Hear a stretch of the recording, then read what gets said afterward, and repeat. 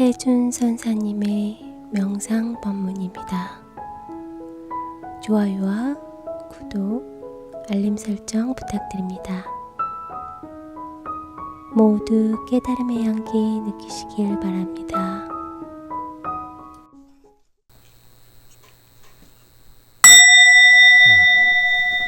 스님, 부처님께서 말씀하신 수행 단계, 수다원, 사다함, 아나함, 아라한에 대해서는 듣습니다. 그래요. 좋은 질문인데 우리 그 불교에서부터 나눌 때는 이래요. 대승불교와 소승불교로 나누는데 이 중에 그 이제 초기불교라고도 하고 또 미얀마나 태국이나 이런 남방불교 쪽이 저 사과를 얘기합니다. 수다원, 사다함, 아나함, 아라한 이렇게 네 개를 말해요. 근데 이제 원래 부처님께서는 화엄경을 설했는데 60일간 설했는데 아무도 알아듣는 사람이 없어. 우리가 일승원교, 대화원경 그러거든요. 묘법 화경, 이제 대승실경, 묘법 화경 그래요.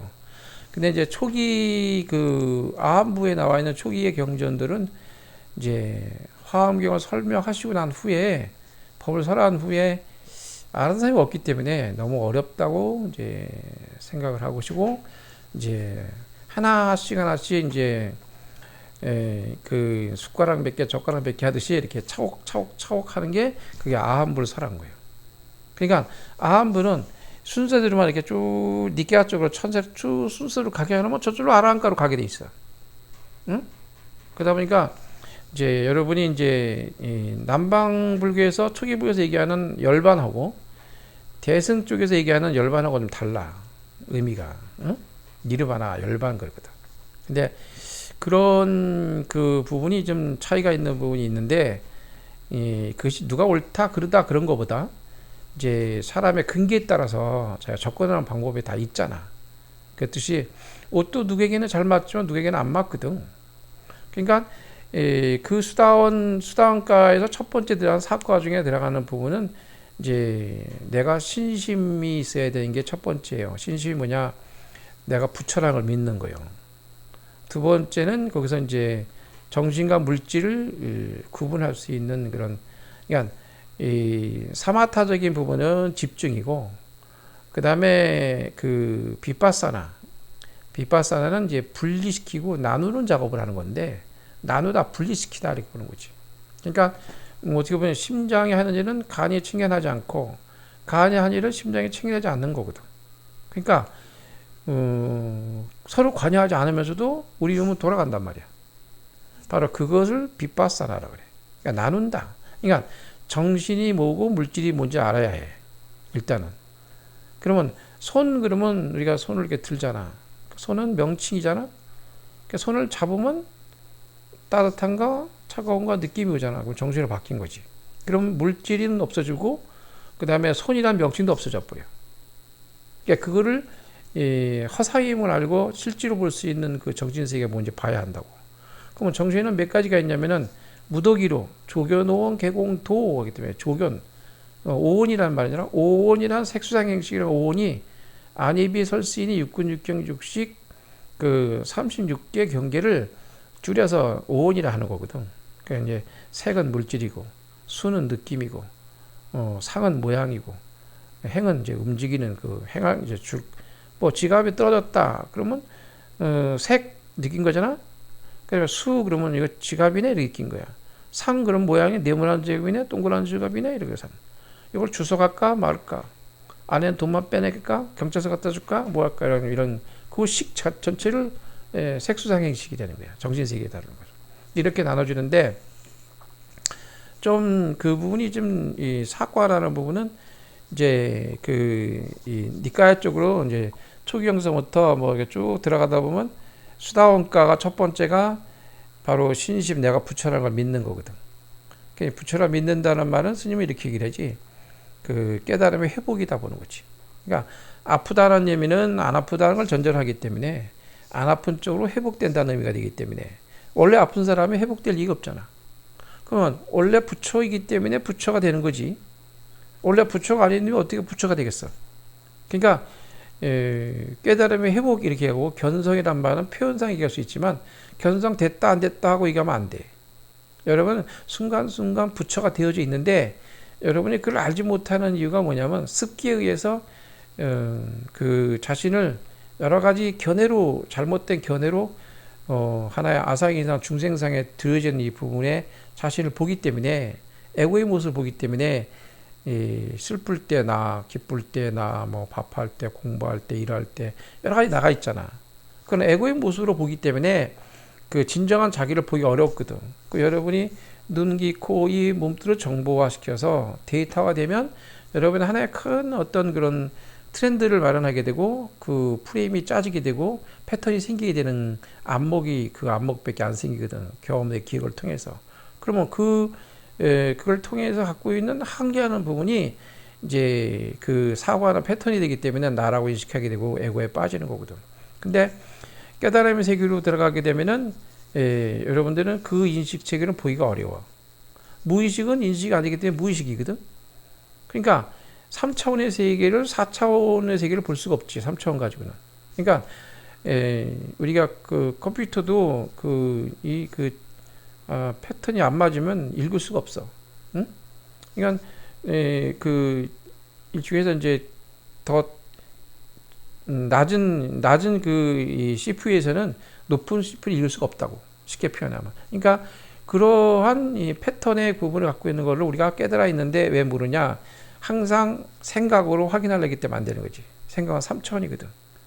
시간, 과거, 현재, 미래가 불가득인데 그 시간이라는 것은 이 생각에서 이 사고의 패턴에서 일어나는 현상이거든. 본래 시간은 가고음이 없는데 그래야 우리는 이해가 되기 때문에 그걸 이해하려니까 항상 에고를 못 벗어나는 거지. 근데 어느 순간순간 여러분들은 부처의 모습을 갖고 있거든. 근데 그를 확인하는 방법의 관점에 그쪽이 되게 못 본다 이렇게 보는 거야. 그래서 처음에는 우리가 이 수다원가에 들어가려면 이제 그 기본 신시 부처라는 걸 믿는 거하고 전신과 무지 구분되는 거고 이 가장 기초적인 부분만 되면 수다원, 사다함, 아남, 아라는 저절로 들어가게 돼 있어. 그게 뭐냐면 저절 쭉 올라가면 아라한과는 부처님도 아라한과거든. 그러니까 부처님도 아라한과에 들어가 있는데 부처님하고 일반에 있는 부처님 제자들이 아라한과가 좀 차이가 있어 사실은. 부처님 경외봐도 그러잖아. 다 아라한께 진득했는데 부처님은 달라. 부처님은 삼면유통을 하셨거든. 뭐 여러분 잘 아는 뭐 누진통, 천안통, 숙명통 이런 거 있잖아 왜. 뭐 그런 것들이 이제 좀 다른 면이 있고 그래서 진짜 부처님이 깨닫는 이 부분에 한계하는 이 일반 아라한이 하는 거고 좀 차이가 있다고 일단 보셔야 맞아. 그래서 초기 불교 쪽에서 열반 니르바나 쪽으로 가는 열반하고는 우리 대승에서 하는 열반과 좀 다른 점이지. 그래서 초기 불교에서는 뭐냐면은 이 그 고진 멸도 사성제 중에서 그 고진 멸도 중에서 우리가 이제 재행무상 재범무화 대승의 열반적정 그랬는데 그 무화란 말을 쓰거든. 재범무화 일체 계고 그러거든. 응? 이렇게 쓴다고. 저게 좀 다른 점에 그런 점이라고 볼 수 있지. 그러니까 이제 삼법인 중에서는 재행무상이요, 재범무화요.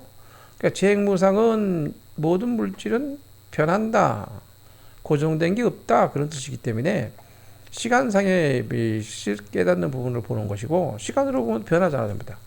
고정되게 있을 수가 없잖아 어떤 거든지.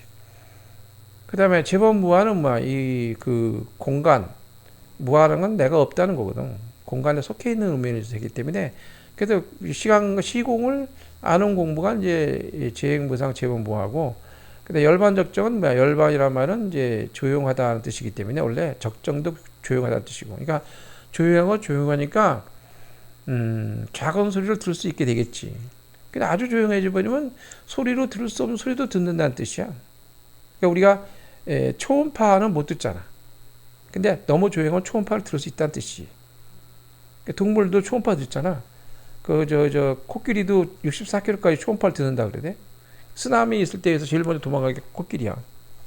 말뚝 해가지고 뛰고 확 도망가니까 주인이 갑자기 그 코끼리가 도망가니까 원래 코끼리라는 거는 어릴 때부터 말뚝에 박아놓으면 말뚝에 박아서 이제 이게 그 어릴 때는 말뚝은 못 가잖아. 조그마니까 못 가는 줄 알고 나중에 커서도 버릇이 돼가지고 그냥 고리만 거기다 얹어놔도 슬쩍 걸쳐놔도 안 가. 저기다 놓으면 못 가는 걸로 생각해. 그러니까 우리 사고의 패턴이 프레임이 이게 베낀 거지. 근데 이게 도망갈 때는 어때? 깜짝 놀라는 거 주인이. 그럴 리가 없거든 이 코끼리가. 그게 도망가니까 쫓아가서 가다 보니까 코끼리가 간 데까지만 쓰나미가 오더라는 거지. 그 사람도 사는 거야. 그냥 초음파로 이미 64km까지 미리 알고 도망간 거지. 인간만 뭘 알았다는 거야. 쓰나미 날 때도 동물들은 거의 안 죽었대. 다 알고 도망갔대 미리. 근데 우리 인간이 모르잖아. 그러니까 우리가 이제 뭐 상식적으로 얘기할 땐 열반이나 조용하다, 귀로 들었으면 소리 듣는다, 초음파도 듣는다 이렇게 얘기할 수 있지만 진정한 것은 뭐냐면 소리 없는 소리를 듣는 거지. 응? 우리 문자가 가는 것도 소리 없는 소리 아닐까 그거? 그래 안 그래? 그래서 우리가 그런 부분이 이제 좀 어떤 차원에서 설명하는 방법의 차이가 있긴 있지만 현대적인 거에서 이해할 수 우리가 설명하려면 그런 방법밖에 없으니까. 그다음에 초기 보면 일제 계고잖아. 응? 일제 계고. 제보다 제보 일제 계고. 그러니까 고통을 여인은 중요하게 생각하거든. 근데 대승불교 쪽에는 고통을 이렇게 중요한 부분을 두지 않아. 예를 들어서 우리 부처님 6년 고행하셨지만 일반 대중이 출생해서 봤을 때 고행으로 보는 거고, 그지? 부처님은 고행으로 생각하지 않은 거거든. 응? 예를 들어서 여러분이 한여름에 더울 때 덥다고 다 어디가 그 에어컨이나 뭐 바캉스 간다 그러고 뭐 야외 간다 그러잖아. 근데 어떤 사람은 더울 때 숯가마 가요. 더 더운 데가. 그러면 우리는 덥다고 짜증을 내는가 하면 또 바캉스 가서도 덥다고 짜증 내잖아. 그런데 숯가마가 더 더운 데 들어가가지고 짜증내? 마음의 준비가 돼 있으면 고통이 아니라는 거지. 응? 그러니까 우리는 고통이라는 부분은 마음의 준비가 안 돼 있을 때 생기는 현상으로 보는 거지. 응? 여러분이 남들은 아침에 일어나면 이제 이게 절에 일어나서 아침에 청소해요. 청소하면 청소하기 싫으니까 뒤에 가서 이제 딴짓하고 있어. 피해 있어. 청소 다 끝났나? 그러면 다 끝났어. 근데 와. 근데 그렇게 하면 몸은 육신은 편한데 뭐가 불편해? 마음이 불편하잖아. 그러니까 마음이 불편한 건 고통스러운 거야. 고통이라는 것은 우리가 생각하는 힘들고만 고통이 아니라 내가 마음을 어떻게 먹느냐에 따라 달라지는 거지. 그러니까 마음의 준비. 또 어떤 사람 여름에 뭐 역기도 들고 운동도 하고 올림픽 가는 사람들은 그 더운데 비땀 흘리면서 그런 고통을 생각 안 하거든. 진짜 고통스럽지가 않고 오히려 그거 즐기는 마음이 돼. 여러분이 이제 기공이나 수행을 할 때 수행을 흔적 없이 하는 거라서 과보심 없이 하는 거거든. 근데 수행할 때 힘들어서 피곤해서 못했어요 그러잖아. 그거 잘못된 생각이야. 피곤할 때 이 기공을 하면 피로가 풀려버려. 응? 내가 너무 힘들잖아. 근데 차라리 하면 저절로 없어져 이게. 근데 피곤해서 못하고 뭐해서 못해? 그럼 기공 언제 안 되는 거야? 피곤하지 않을 때 안 되는 거야? 그게 바로 스스로 내가 이제 흑백의 논리를 갖고 있거나 차다 더다는 마음을 너무 확실하게 갖고 있으면 차가우면 싫은 거고 더워도 싫은 거야. 그 싫다 좋다는 거기서 생기는 것이 여러분이 그 근본이 있는 게 아니거든. 그래서 이 사과의 깨달음의 이 부분이라는 것은 여러분이 설명하기 좀 어려운 부분이 있어. 부처님 당시에도 이제 그 부처님 깨달음이 무엇입니까? 물었단 말이에요, 제가. 그냥 깨달음이 뭐냐? 그러니까 그 화살이 독화살이 날라왔는데 독화살이 동쪽에서 날라왔냐, 서쪽에서 날라왔냐? 그 독화살이 진해독이냐, 뭐 독사독이냐?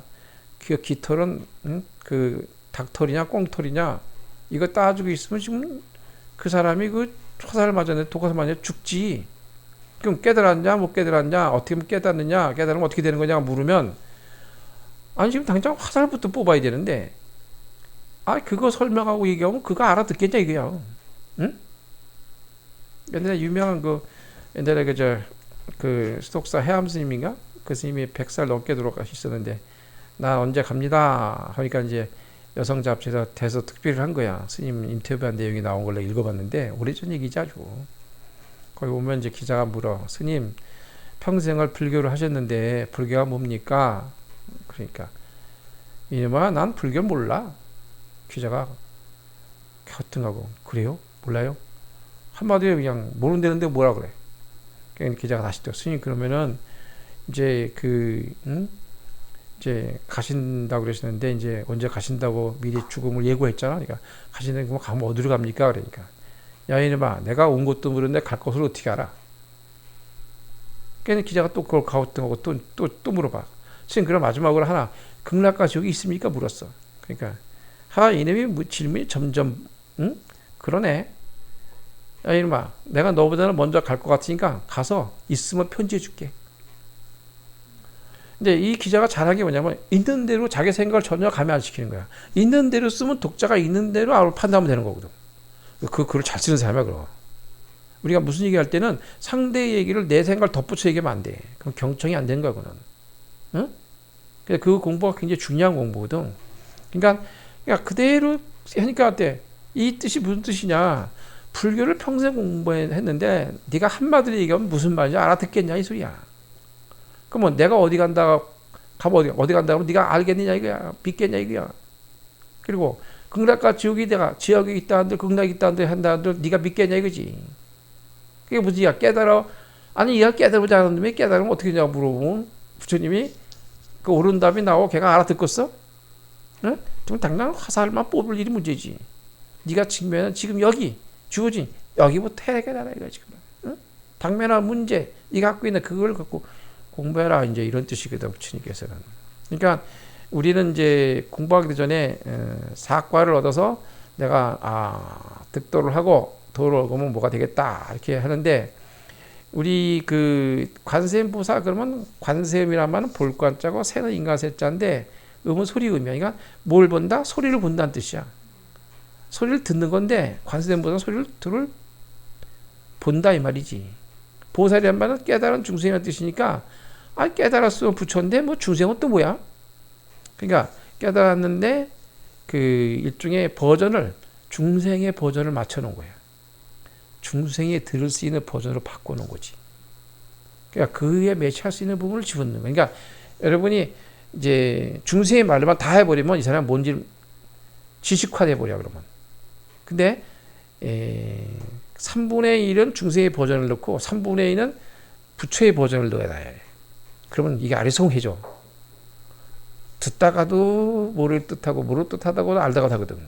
그런 버전을 넣는 거야. 그러니까 그래서 이 무의식 공부하는 부분이 거기에 있는 건데 인식되는 건 여러분이 과학적으로도 요즘에 증명된 내용이 있어. 4천억 비트 정도가 우리 인간의 1초에 정보를 수집한다 그래. 4천억 비트 어마어마한 거야. 그 다음에 인식되는 건 2천 비트도 안 된다 그래. 그러니까 우리가 만약에 서번트적인 천재 무의식을 들여다볼 수 있다면 챗GPT가 문제가 아니지. 그래서 우리가 어마어마한 정보를 갖고 있는 버전이 안에 있다 이 말이야. 어? 그러니까 이제 비유하면 뭐 우주의 공유관에 있어가지고 우주의 정보를 내가 얻는다 해. 일본 또 뭐 채널링 한다고 그러고 뭐 여러 가지 아카시 레코드 우주의 그 정보에 기록돼 있다. 그래서 포렌식이 되는 이유도 그 이유 아니야?